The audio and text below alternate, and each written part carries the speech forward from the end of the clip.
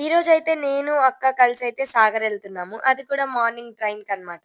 So, మార్నింగే లేచేసి ఇంకా ready అయిపోయాము. ఇంట్లో వాళ్ళు మా కోసమయితే కుక్ చేశారు. ఇంకా బంతక్క స్పెషల్‌గా బ్రెడ్ ఆమ్లెట్ కూడా చేసిందనమాట. ఇంకా మనల్నయితే ట్రైన్ ఎక్కించడానికి మా తమ్ముడయితే వచ్చాడు. ఆ తర్వాత ఎళ్ళిపోయి ఇంకా టికెట్ తీసుకొనయితే రైల్వే స్టేషన్‌కయితే వెళ్ళాము. అయితే ఇంక కొంచెం ట్రైన్ డిలే అయిందనమాట. ఒక హాఫ్ ఎన్ అవర్ అటో ఇటో అయిపోయింది. సో, ఇంక ట్రైనొచ్చేసింది. ఇంకా నేను, మా అక్క కలిసయితే తెచ్చుకున్న బ్రెడ్ ఆమ్లెట్ అయితే తిన్నాము. ఇంకా తెచ్చుకున్న చిప్స్ కూడా తిన్నాను.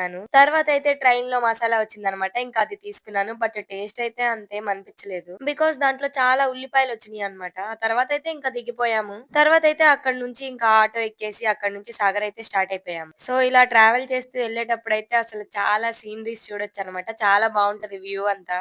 కొంచెం ట్రావెల్ చేశాకైతే ఇంకా సాగర్ చర్చ్‌కయితే రీచ్ అయిపోయాము. మా అక్కతో అయితే అన్నీ మోపిస్తున్నాననమాట. సో, వెళ్ళగానే ఫస్ట్ చర్చ్‌లోకెళ్ళిపోయి ఇంకా ప్రేయర్ చేసుకున్నాము. తనకి మొక్కుందనమాట. దాన్ని తీర్చుకోవడానికని చెప్పి కొబ్బరికాయ అండ్ పలహారం ఏదో తీసుకున్నాము. నిజంగా అసలు చాలా బ్లెస్సింగ్స్ వచ్చినియి అన్న ఫీలింగ్ అయితే వచ్చింది. కానీ ఇక్కడ అన్నీ చాలా కాస్ట్ ఎక్కువగా అనిపించినియనమాట.